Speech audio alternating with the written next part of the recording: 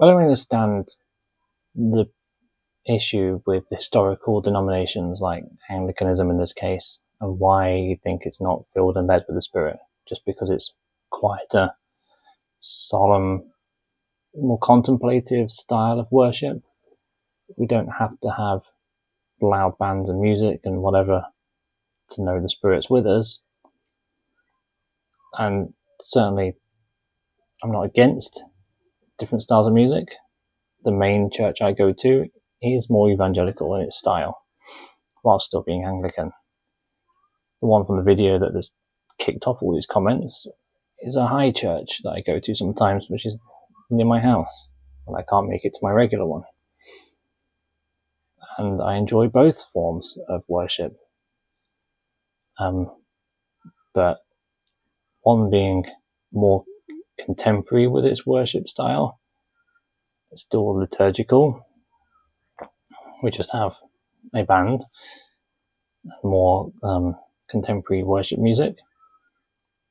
But at the high church I go to, it's hymns and a lot more liturgy and incense and things. So it doesn't make it any less Holy Spirit filled or led. There's still preaching, there's still worship. Personally, I think liturgical worship is a more fuller expression of worship than just singing songs and having a sermon, and maybe the occasional prayer and communion that might happen in a less traditional church, at least in my experience. That's how it's been. We have discipleship. We literally have catechisms still. If people want to get baptized, they go to a class that lasts for weeks to teach them properly so they can know what they're going in for. With confirmations, so if you want to take communion, we confirm people to make sure that they understand their faith and what they're coming into. If they've been away for a while, or their children, then they need a bit more guidance. The whole thing is geared around teaching and preaching and leading people to Jesus.